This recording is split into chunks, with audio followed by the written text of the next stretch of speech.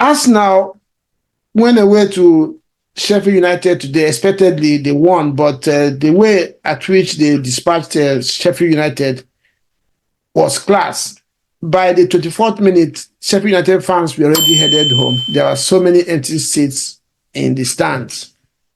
Arsenal scoring 5 goals in the first half. I think they say it's about the 14th time it's going to happen in the history of EPL. And the kind of professionalism and urgency this team is approaching every game now is becoming scary.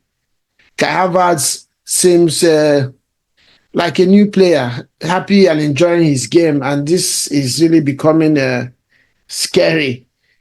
Can talk us through your thoughts about that game?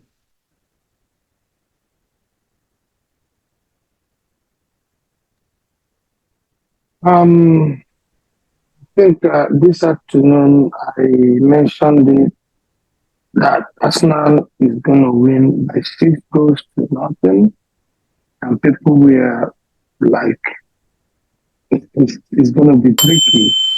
You see, like what Nimi said before, like Ugun said, you see, nobody is even understanding what these boys are doing at this present time. And that is why I keep telling people, not because I'm supporting Arsenal, every football lover in the world today that is not enjoying Arsenal football, that means you're not a sport. Not even you don't need to be a football lover, you don't need to be a football fan.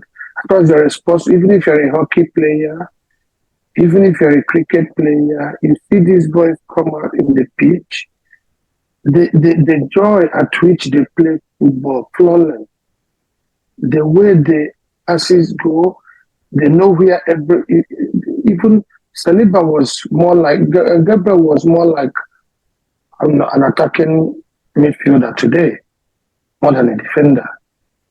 So you see, these boys have mastered, this is exactly what Man City have been doing for the past 3 years, and people were shouting. Just because it's Arsenal, people don't want to believe in this project.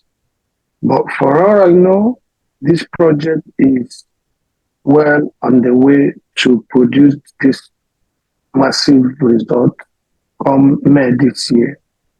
Because you can't tell me with the way these boys are attacking, with or without the ball, which has been our problem without the ball. You hardly see our keeper now get involved. He can only be there because sometimes he will leave his post to come and help the defenders so that he'll be part of the game because it's cold out here, you know. So my only problem which I have now is we have so many boys coming back, and we might get it wrong using the wrong people at the wrong time. Despite that, this game, I knew it from day one. That was why when we talk about Liverpool on Saturday, if that referee was good enough to do his job, because I listened to the analysis today, he's been suspended from this weekend EPL because of what happened that day, because he was obviously wrong. So that would have given them that 0-0. Then by today, we would have been talking about Liverpool in third position. And I tell you, from next weekend, Arsenal is going to take over on Saturday evening, before the Sunday match between Liverpool and Man City. Then going from there, it's not going to be chasing anymore because it's going to be there for a while and they're going to be there to the end of the season. I'm telling you, it's their Premier League to lose this season. Ogum, for a few minutes in this game, we saw what Arsenal faithfuls will call a dream midfield of Thomas Partey, Declan Rice, and Odegaard. What's your imagination of that combination going forward? Well, it's exciting, really exciting to consider the possibilities of it. I watched Partey. It's clear that he's not up to speed. It's clear that he's rusty. But even at that, That man controls the ball like a conductor. It's a rare gift. He's so elegant on the ball, so protective of the ball. Now, he had a few misplaced passes. I'm not talking about passing now. I'm talking about ability to receive the ball, position your body in such a way that you receive the ball while protecting that ball and progressing it. I think that Partey is perhaps unrivaled in that regard, in the way that he plays. I watched him, I was like, man, this is a gift, right?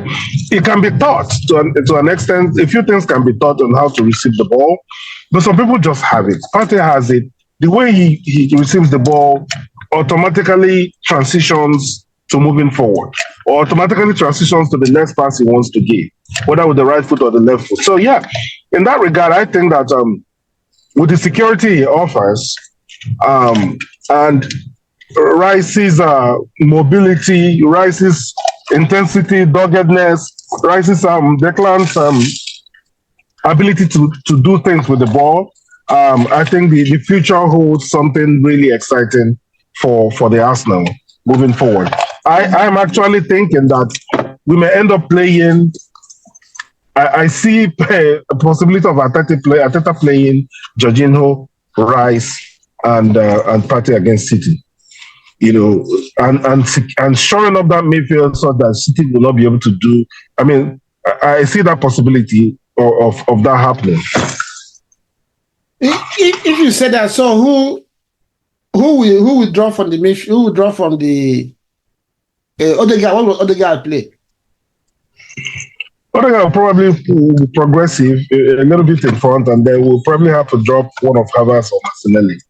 We'll see. I mean, I'm just thinking how could that happen? I think that if you want to protect the ball, that may be the way to go against City. But you never know. I'm not sure.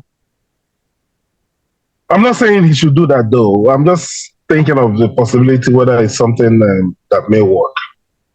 Yeah, okay, are you there?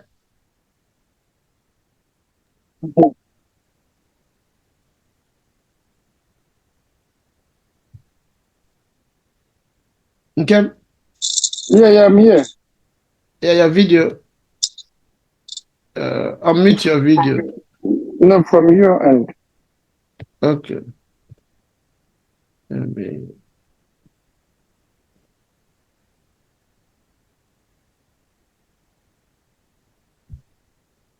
Yeah, go ahead.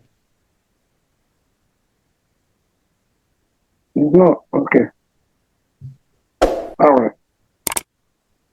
Yeah. So you saw the question. I had the possibility of having Partey, Rice, and Odegaard in the midfield, and that's not team is a joy to watch. Whether you're in neutral, whether even as rival fans, Syria and Liverpool. Now, I'm sure when you sit down and watch this team, you just enjoy what is shown on the screen. Partey coming back to the fold, Jesus coming in. Like you mentioned, it's actually going to be a problem for Arteta right now to stay consistent and stay focused on what we give you, because you're going to get that temptation of trying to give everybody a minute. It looks like some would say good problem to have, but we'll wait and see how Arteta is going to manage, because this is a good thing for Arsenal. Actually, normally in the history, Arsenal players tend to fall away at this time of the season, getting injured. This time is reversed. That now the big names are coming back from injury, giving Arteta a full and fit squad to choose from, which is a very, very good thing for Arsenal. And if I were a rival fan, I would be worried about this, because teams like Liverpool are struggling to have players fit, and Arsenal is having good players coming back from injury. Martinelli, Kai Havertz, there was big noise in the summer when Arteta signed Kai Havertz. And everybody was like, I don't know what he was signed for. It's 65 million for a player that will not start, that cannot break into your team. Many were saying Arteta was forcing himself to use Kai Havertz in the games that he was supposed to be there. Now, this guy gets involved in at least 2 goals every game that he plays. Today, he scored 1, assisted 1. and had so many good things to do in the game. What have you made about his signing? And do you think his consistency of being played in the games is deserved? Now that Jesus is back, do you think Ateta should continue with Kai Havertz, or will Jesus be a better option? Let me tell you how the little I know about Mikel Arteta is that guy that he believes in his project, and that's why sometimes when I see people argue football from the roadside newspaper stand, they don't even know what they're talking about. This guy goes out every day, train with these guys, play around with them, use one or two tactics, and he will come out and select his team. Let him, he knows what he's doing. If a coach tell you, I want this player, you see, that's why you see so many coaches, when they move to new clubs, they tend to bring some players from their old clubs because they know what they use them for. Somebody like Kai, now, if Arteta, from his football sense, if he was going to drop him in the next game, he would have replaced him with Jesus. But what he did was put Jesus to start from the left and still maintain Harvard. That's just the simple analysis of this. And the idea is, like he's always said, it don't change the winning team because it disrupts the dressing room. And the way this thing is going, I keep telling people that there is something that is happening in Arsenal, that the whole bunch of players, they are all happy. 1, 2, the tactics, the formation, whatever they are doing is not only the first 11. When they bring you in from the bench, you don't need to struggle. You just flow with whatever they are doing already. That means everybody understands his position and role in that team at the moment. I was surprised to see Cedric coming in and he was trying to play like Ben White. I was seeing him in front of that place. I said, yeah, this is what football should be. And don't get it twisted and don't get it wrong. These boys, at the point where they are now, forget about losing games. But I tell you, in the Premier League now, if anything that is not scared of us now, you're not scared of Arsenal conceding goals or scoring you goals or winning them. That's not even the... Now we're talking about how many goals. It can't be fluke. We're talking about how many goals in how many matches. 7 games in a row. Yeah, Arsenal has now scored 31 goals in 7 games. This is unprecedented. Ugum, you said you have a question with for Nimi before we move on. Yes, please. Nimi, a few weeks ago, you doubled down on your notion that Arsenal will need a striker to wait. I can see your mouth is already moving. Let me finish. Yes. Yeah, correct. Your mouth is already moving. You double down on your notion that Arsenal will need a striker to win the league. Yeah? Realistically, after this number of goals that Arsenal has scored, what's your view? Okay. Well, that's why we are analysts and we are points. We sit down, we look at past precedences, and we analyze the game. I can tell you, after gotten into a rich bit of form right now, and Mikel Arteta, can you hear me? Yeah, but yeah, the talk is a little weak. But go ahead. It's breaking. Yeah, can you hear me now? Oh, let me step out. Okay. Better? Yes. Can you hear me now? Yes. You can hear me now, right? Okay. So, Ugum, Oduze, let's calm down right now. Arsenal are in a very rich vein of form right now. Very, very rich vein of form. As you can see, I'm in AC. I'm as calm as I can ever be. Okay. Yeah. This is week 27. Yeah. The fluidity that Arsenal is playing with, as you said, it's unheard of. Reggie just talked about a start 33 goals in 7 games. That's a ratio of about 4 goals per game. That is 3 point something 4 goals. That is really impressive. From everybody looking at, can they sustain it? You got 10 games to go, 11 games to go. Can they sustain it? So that is a big question. Am I going to chew my watch or what? I said, no, we're still watching.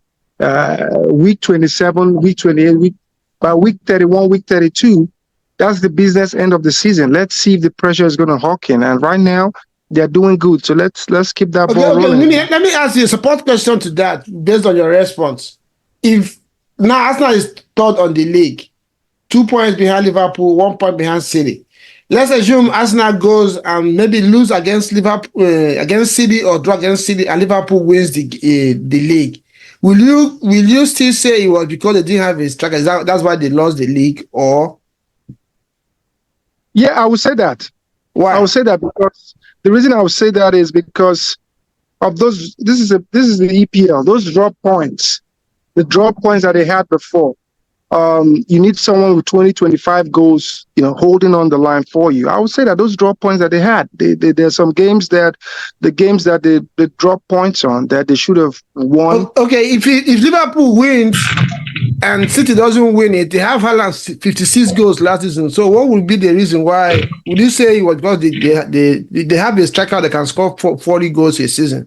And I don't understand why Nimi said. Reggie, very good question. Nimi, please answer that question. Yeah, what was the question? I didn't hear I said question. Right now, Liverpool is topping the table, and City has a 56 goal a season striker, and Liverpool is still topping. If Liverpool goes ahead to win this league, what would not be the reason why? Would you still say because they don't have a striker?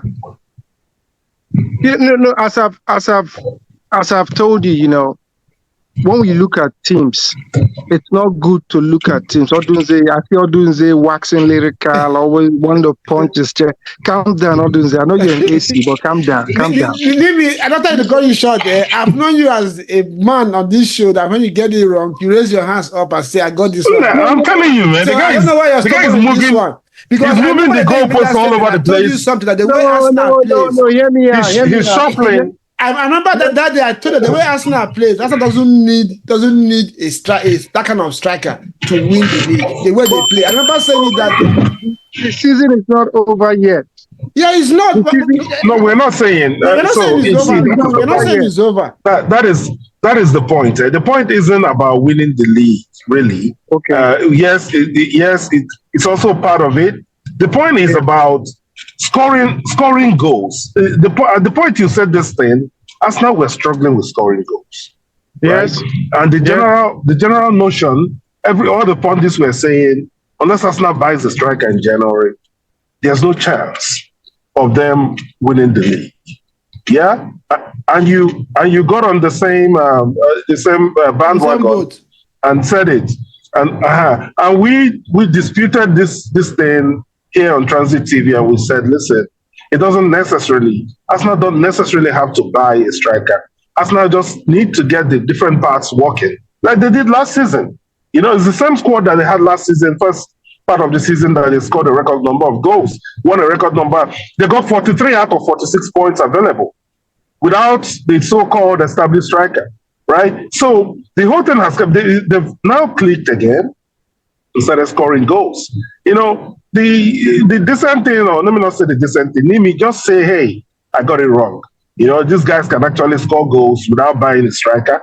Yeah, if we are talking about winning the league, it's a different conversation. We can also talk about that one. But essentially, Arteta and his boys are proving that... Nimi, you're on mute. Go ahead, Ugu. Yeah, so Arteta and his boys are proving that the long-held popular opinion that without a big striker, established striker, 20-goal plus striker, like they say, that you cannot win the league. I think that may have been obtainable in the past, but it takes a bold team, proper team, and a bold coach to try something different against the tide of public opinion that everybody thinks. And so they are on their way to doing it. I hope they do it. But so far, it's been proven for me beyond reasonable doubt that when a team is clicking and all the parts are working, you don't necessarily have to depend on one person to score 20 goals for you to be able to achieve the things you want to achieve. To support what you're saying, we remember saying it that day. It's for a style of play that might be true, but if you sit down and watch Arsenal, it's a striker that is just on the end of things in Arsenal team probably will not even do well because you will get bored. You wouldn't even have the action. The way Arsenal plays, that fluidity is required. You have to be a player that's technically gifted to play in the Arsenal team. I don't think, so that notion, I remember I said it that time, except Arteta is going to change the way the team is playing. Then you can say that. But with the way Arsenal is playing and have been playing, I don't think that kind of striker is needed in that team. It's going to affect so many things because if you have somebody that stands up to get the end of things, it's going to affect Saka, it's going to affect Martinelli. But these boys look at Kai Havertz. Kai Havertz, sometimes he completely vacates the striker position and you find Martinelli or Saka there. So if you have somebody that constantly stands there, it affects the movement of these boys. Sometimes you see Odegaard as the farthest player in Arsenal in front of the opponent's 18.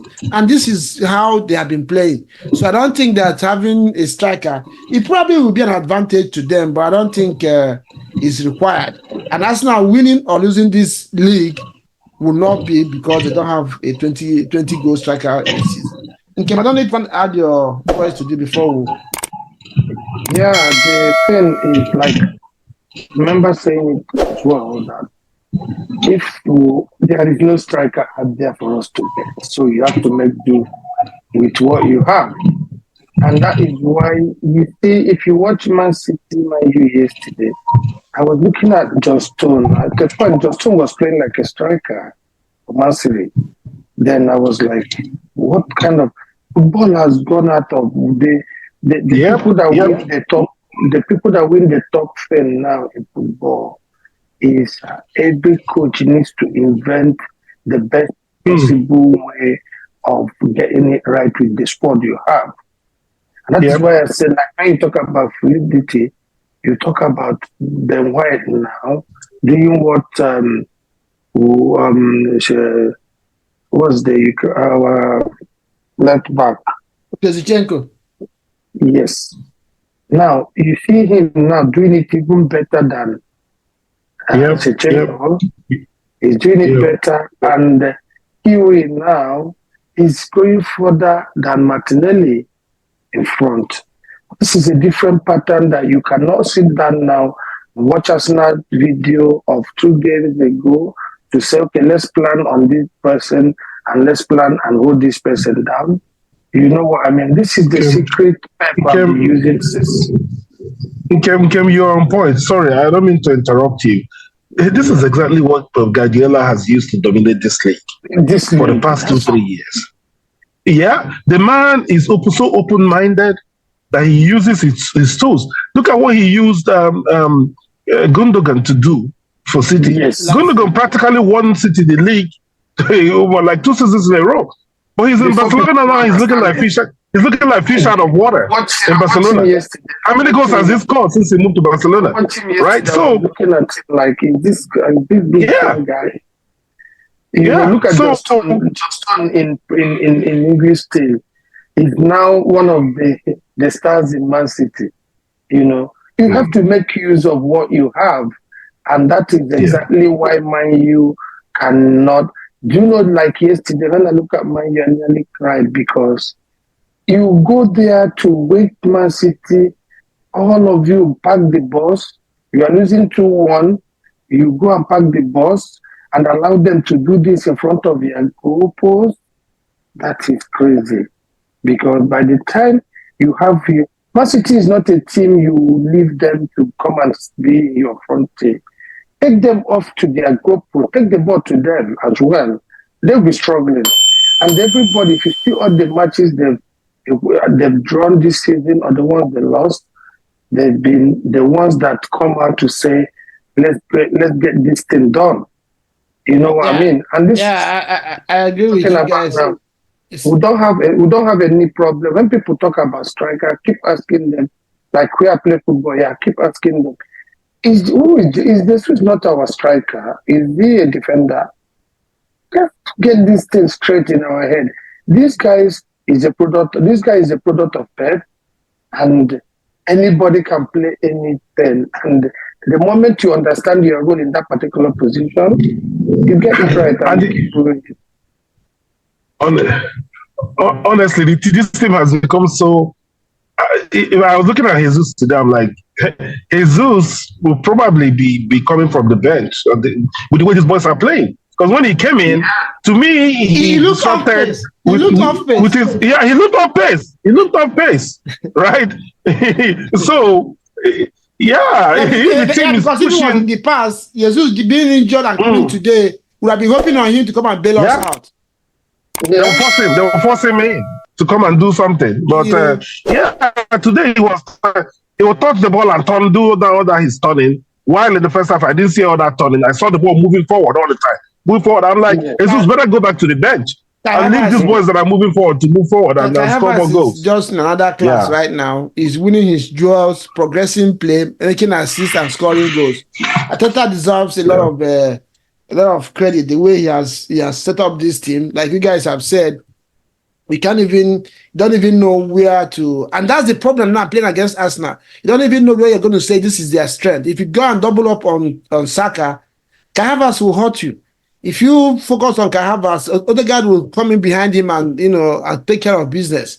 Everybody is just chipping in. And you're talking about this I was watching one show the other day. Somebody was saying that, and which is true. Arsenal is the best team in suffocating teams. They squeeze you into between 18 yards for sustained period. This is not inner art. For sustained period, you see Gabriel and what's his name? Saliba in the half of your half for sustained period for 5, 10, 15 minutes. It's really unprecedented what Ateta has done.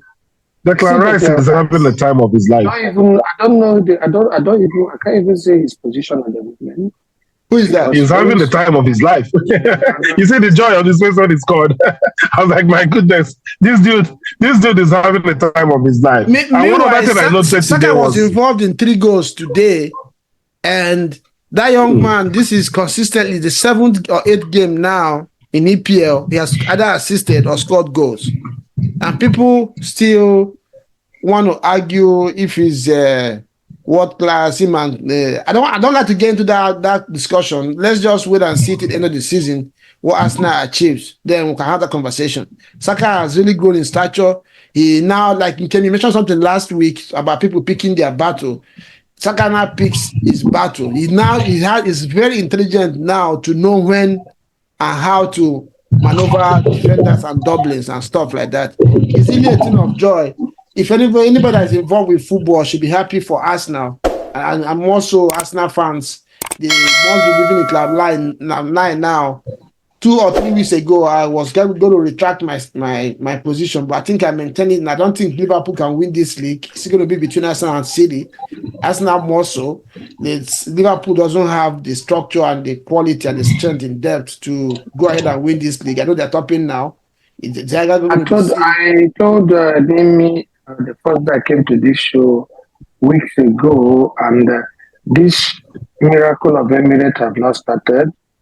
And I told him, I said, put your money on Arsenal. And he refused. And I don't want him to regret it come May this year. It's not over yet. What are we? I'm not talking about over. I'm telling you what, I'm reminding you. Since I said that Arsenal have won 7 in a row. And I'm telling you that it's just that it's impossible to call it invisible now. If you play this bet or whatever, if you can put your money, I'm telling you, from now to the end of the season, Arsenal is not ready. It's not about because I'm an Arsenal fan. No. Can I ask you a question real quick? Yes, please. On week, can you go back to the table on week 27 last season and see what is the difference The difference about what? about last season and this season in terms Last of, season at week 27, Arsenal was on top of the league. Yes. or with how many? Do you remember how many points at week 27? It's not the point. That's what I'm saying to you now. What I'm saying to you now is not about last season. I'm telling you about this season. It's not an argument. I told you my prediction and I told you what I see happening this season. The Premier League belongs to Arsenal. I'm sorry. Yeah, Nimi, well, like I said, I've always known you as a man that comes here when you get it wrong and say, hey, I got it wrong. I don't know what's going on with you this time around. Arsenal, talking about last season, there's a difference between this Arsenal team now. Of course, they've not won the league, and nobody said there's no guarantee they will win it. But this team is different. The way that they're defending. You know that in 7 games or so, Arsenal has not allowed up to 8 shots on on target against them. They've not today. I didn't see any shot on target against Arsenal. So it is to send last season that is completely a different team and the way they're playing. Last season, I was just telling Ugum Inimi that instead of Arsenal, their reputation was at this time players are getting injured. This time around, it's been flipped. Their big players are coming back from injury. So it's a completely different team to come this season. Partey is coming back from injury. Jesus is coming back from injury. As against before, those players will be getting injured because of overwork. So I think it's a new way. It's only Arsenal fans can only hope that this will end in joy by the end of the season, and in May they leave the trophy. And I think that's where we're going to call it a shot today. Thank you guys for stopping by as usual. Nimi, hope to see you. The Champions League continues this weekend. We'll probably meet on Wednesday. Thank you very much. You have to rub it in again on my face. Champions League will continue this weekend. I hope Arsenal will be out after this season. Yeah. I hope to see you guys on Wednesday for a recap of the second leg of the Champions League first games. Nimi, yeah, I don't think the Chelsea will play Champions League in the next 2 seasons. So just make sure you just get your mind ready. It happened to Arsenal for 7 years. These things happen. It's turn by turn. Nobody's going to remain on top forever. Even Pep said it, that there's going to be a time that City might have to go through it. It's just you accepting the reality on ground. The way things are going in EPL right now, it's going to be really tough to make top 4. Top 4 is actually a trophy right now, as they used to laugh at Arsenal years back. It's really a trophy. Thank you, guys, and we'll go again on Wednesday, see what happens this week in the Champions League. And the weekend is very heavy. Arsenal is expected to maybe take over the top end of the league, depending on what happens between Liverpool and City. I see a draw in that game, but of course, if Liverpool wins and Arsenal wins, City goes to 3rd, and it begins to look interesting. So I hope to see you guys next weekend. Ugum, thank you for stopping by as usual. Okay, thanks a lot. And guys, bye for now. Thanks.